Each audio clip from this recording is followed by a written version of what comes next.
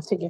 بسم اللہ الرحمن الرحیم۔ رافع اور ہرثمہ مامون کی خدمت میں اوپر بیان ہو چکا ہے کہ ہرثمہ بن آیون نے سمرقند میں رافع کا محاصرہ کر رکھا تھا اور رافع بن لیث ابھی مغلوب نہ ہوا تھا کہ طوس میں ہارون الرشید کا انتقال ہوا۔ رافع کا بھائی بشیر گرفتار ہو کر طوس میں ہارون کے پاس پہنچ کر اس کے حکم سے قتل ہو چکا تھا۔ ہارون کی وفات کے بعد ہرثمہ بن آیون نے بزور شمشیر سمرقند میں داخل ہو کر قبضہ کر لیا اور وہیں قیام بھی کر دیا۔ ہرثمہ بن آیون کے ساتھ طاہر بن حسین بھی تھا۔ رافع بن لیث نے سمرقند سے فرار ہو کر ترکوں میں جا کر پناہ لی اور ترکوں کا لشکر لے کر ہرثمہ کے مقابلے کو آیا۔ اس لڑائی میں بھی اس کو ہزرمیت ہوئی۔ اس کے بعد ترکوں اور رافع کے درمیان ناچاقی پیدا ہوئی اور اس کی حالت بہت کمزور ہو گئی۔ اس نے اپنا قاصد مامون کے پاس بھیج کر امان طلب کی۔ مامون نے اس کو امان دے دی اور مامون کی خدمت میں مرو چلا گیا۔ یہاں اس کی خوب آؤ بھگت کی گئی۔ ہرثمہ چند روز کے بعد مامون کی خدمت میں حاضر ہوا۔ مامون نے ہرثمہ کو اپنی رکابی فوج کا افسر بنا لیا۔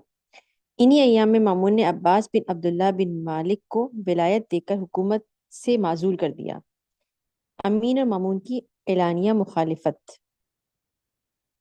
امین کے پاس بغداد میں خبر پہنچی کہ مامون نے ہرثمہ کو اپنی رکابی فوج کا افسر بنا لیا ہے اور اس کو اور رافع کو عزت کے ساتھ مصابحت میں داخل کر لیا ہے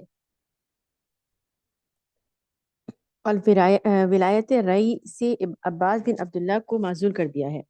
اس خبر کو سن کر وہ بلا وجہ ناراض ہوا اور خطبے سے مامون کا نام نکال کر اپنے بیٹے کا نام بطور ولی عہد داخل کر دیا اور عباس بن موسیٰ بن عیسیٰ بن جعفر اور محمد بن عیسیٰ بن نہیک کو پیغام دے کر مامون کے پاس بھیجا کہ تم اس بات پر رضامند ہو جاؤ کہ میرا بیٹا موسیٰ ولی عہدی میں تم پر سابق رہے اور مجمع عام میں اس کا اعلان کر دو کہ بجائے میرے موسیٰ بن امین ولی عہد ہے۔ مامون نے اس بات کو قبول کرنے سے انکار کر دیا، مگر فضل بن سہل نے اس موقع پر یہ فائدہ اٹھایا کہ عباس بن موسیٰ کو ہم خیال بنا کر مخفی طور پر اس بات کے لیے آمادہ کر لیا کہ وہ بغداد میں رہ کر جاسوسی و مخبری کی خدمات انجام دے اور ضروری باتوں کو فوراً اطلاع بھجوا دیا کرے۔ امین نے مامون سے خراساں کی بعض ولایات سے دستبردار ہو جانے کی بھی فرمائش کی۔ مامون نے اس سے بھی صاف انکار کر دیا۔ مامون کو جب معلوم ہوا کہ بغداد میں خطبوں سے میرے نام کو خارج کر دیا گیا ہے تو اس نے جواباً خراسان میں امین کے نام کو خطبوں سے خارج کر دیا۔ انہی ایام میں امین نے خانہ کعبہ سے اس دستاویز کو جو ہارون نے لٹکائی تھی اتروا کر چاک کرا دیا۔ یہ واقعہ سن 194 ہجری کا ہے۔ یہیں سے مامون الرشید کو امین کی اعلانیہ مخالفت کرنے کا حق پیدا ہو گیا۔ مامون نے خراسان کی ناکہ بندی بڑی احتیاط سے کرا دی تاکہ امین کا کوئی خط اور کوئی قاصد حدود خراسان میں داخل نہ ہو سکے اور خراسان میں کسی بغاوت کے پیدا ہونے کی کوشش امین نہ کر سکے۔ صوبوں میں بد امنی۔ جب دونوں بھائیوں میں مخالفت عہد نامے کے خانہ کعبہ سے اتوا کر چاک کر دینے اور خطبوں سے ایک دوسرے کے ناموں کو خارج کرا دینے کا حال مشہور ہوا تو جہاں جہاں کوئی مواد فاسد موجود تھا وہ ابھرنے اور پھوٹ پڑنے پر آمادہ ہو گیا۔ چنانچہ خاقان تبت ملوک ترک بادشاہ کابل نے جو حکومت اسلامیہ کے باج گزار و فرما بردار تھے بغاوت و سرکشی پر آمادگی ظاہر کی اور بلاد اسلامیہ کے لوٹنے، شب خون مارنے اور حملہ کرنے کی تیاریاں کرنے لگے۔ یہ خبریں سن کر مامون پریشان ہوا، مگر فضل بن سہل کے مشورے سے اس نے ان ملوک کو نرمی اور استمالت کے خطوط لکھے۔ استمالت کسے کہیں گے سر؟ نرمی اور استمالت؟ حکمت؟ استعمالت ہوتا ہے کسی چیز کو، شخص کو اپنی طرف مائل کرنا۔ اس کو مائل کرنا، اوکے،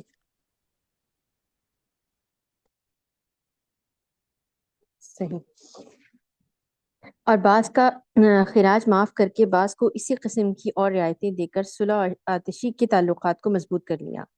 مامون کی یہ پریشانی جلد ہی رفع ہو گئی اور اندرونی ملک میں کسی قسم کا کوئی فتنہ برپا نہ ہونے دیا، کیونکہ اہل خراسان تمام مامون کے بدل حامی و مددگار تھے اور امین کو جو اہل عرب کا حامی تھا شکست دینا چاہتے تھے۔ ادھر ممالک مغربیہ یعنی امین کے ماتحت صوبوں میں جو شورشیں برپا ہوئیں وہ امین کے لیے زیادہ خطرناک ثابت ہوئیں۔ ملک شام میں خاندان بنو امیہ کا صرف ایک ہی شخص باقی رہ گیا تھا، جس کا نام علی بن عبداللہ بن خالد بن یزید بن معاویہ تھا۔ اس کی ماں کا نام نفیسہ بنت عبید اللہ بن عباس بن علی بن ابی طالب تھا۔ یہ کیا لکھا ہے؟ منسیانی، منسیانی۔ میرے پاس لکھا ہوا ہے سفیانی۔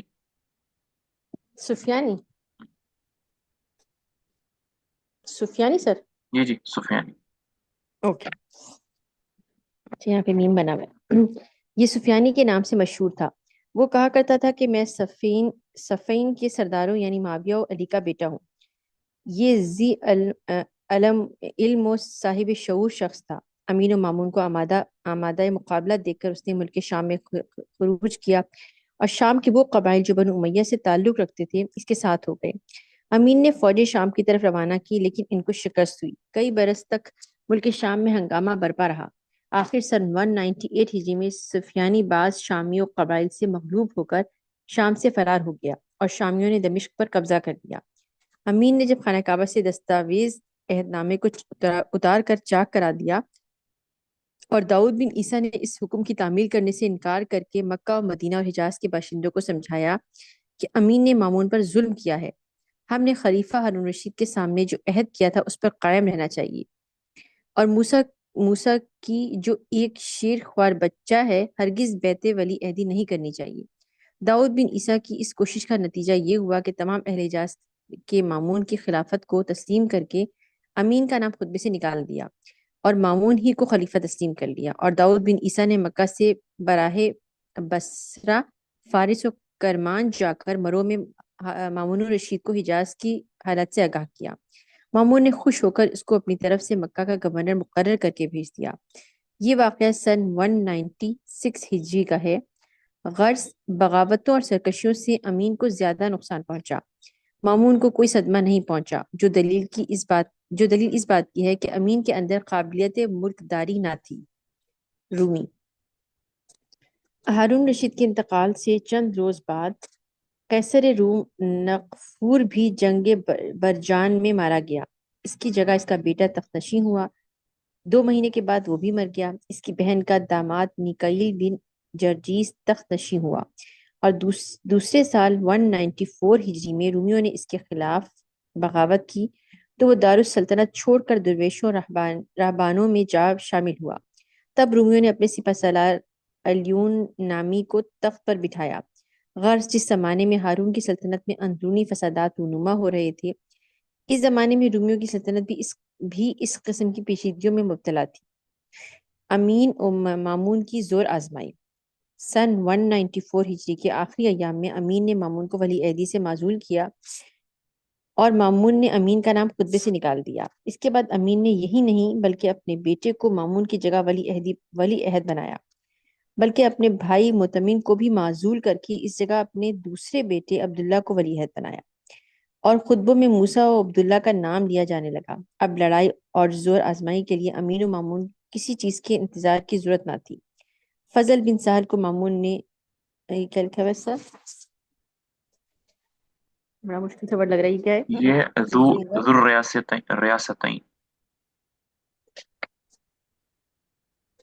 ذو اس کا مطلب ریاستین کیا 2 ہے؟ ریاستوں والے آگے آ رہا ہے، یعنی صاحب سیف القلم۔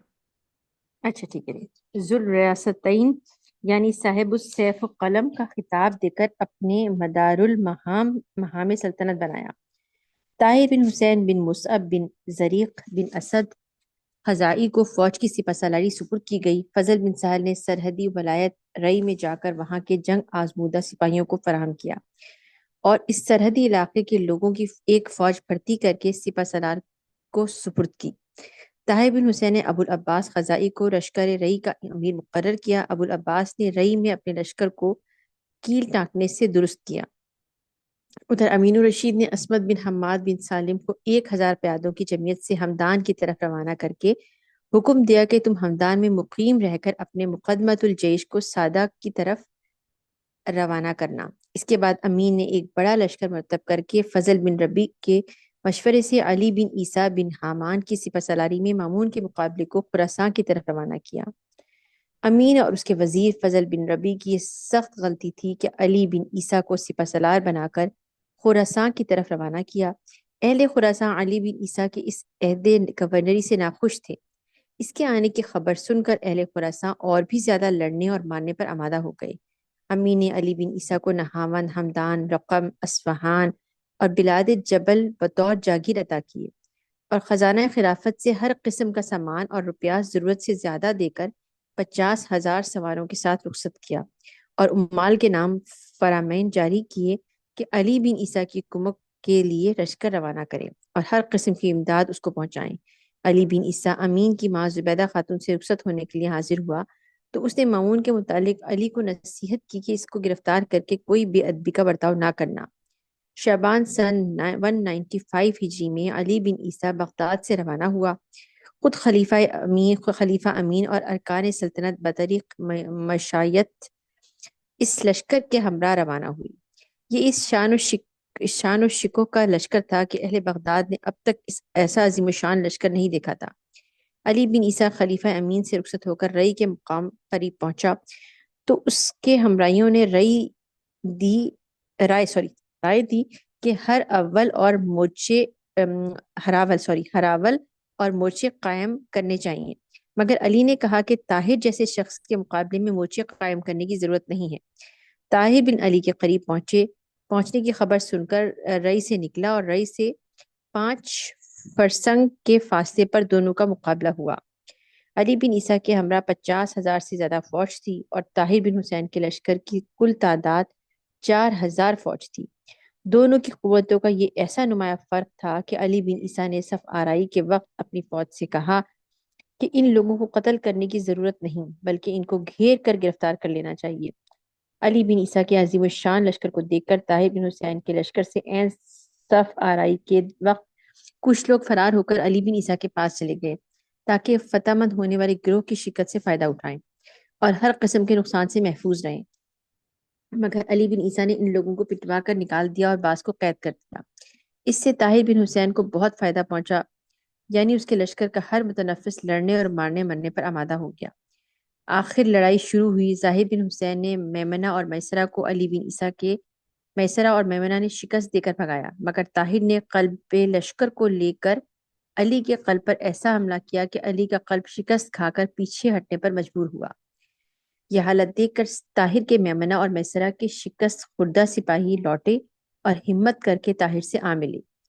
نہایت سخت مارکہ آرائی ہوئی اور اس دارو گیر میں علی بن عیسیٰ کے گلے میں ایک تیر نے ترازو ہو کر اس کا کام تمام کر دیا۔ علی بن عیسیٰ کے گرتے ہی تمام لشکر فرار ہوا اور طاہر کے تمام ہمراہیوں نے علی بن عیسیٰ کا سر کاٹ لیا۔ طاہر کے فتح مند لشکر نے 2 فرسنگ تک فراریوں کا تعاقب کیا اور لشکر بغداد قتل و گرفتار ہوتے چلے گئے۔ رات کی تاریکی نے حائل ہو کر بقیہ فراریوں کو قتل و گرفتاری سے بچایا۔ طاہر بن حسین رئی میں واپس آیا اور فتح نامہ مامون کی خدمت میں روانہ کیا کہ بخدمت امیر المومنین گزارش ہے کہ یہ عریضہ ایسی حالت میں لکھ رہا ہوں کہ علی بن عیسیٰ کا سر میرے روبرو ہے، اس کی انگوٹھی میری انگلی میں ہے اور اس کا لشکر میرے زیر فرمان ہے۔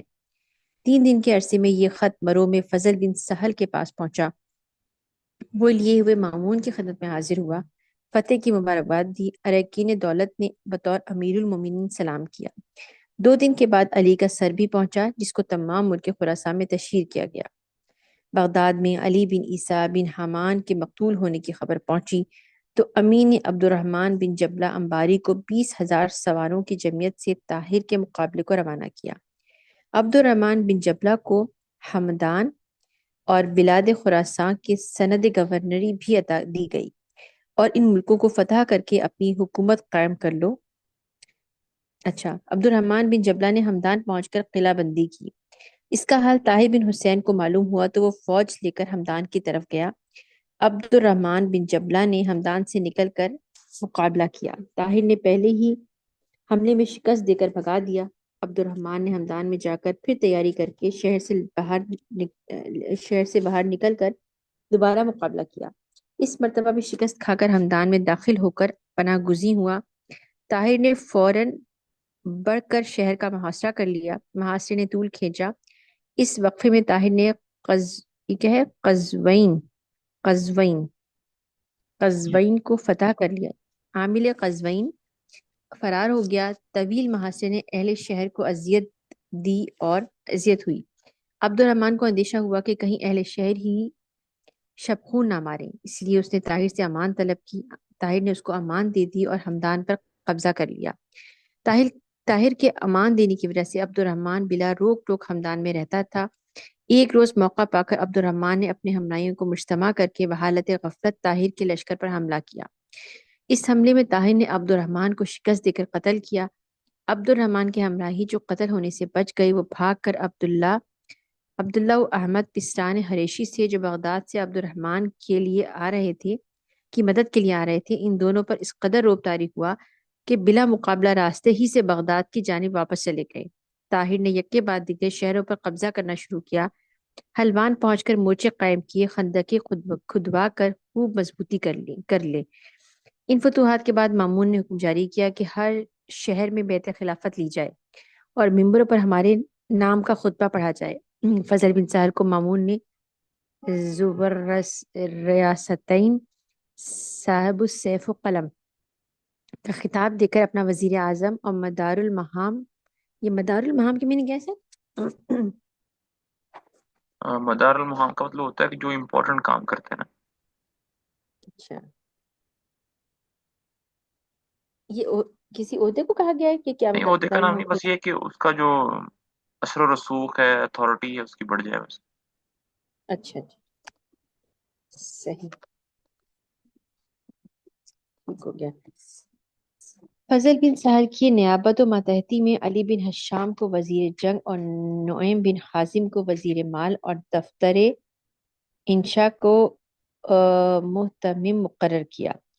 فضل بن سہل کے بھائی حسن بن سہل کو دیوان الخراج کی افسری سپرد کی گئی۔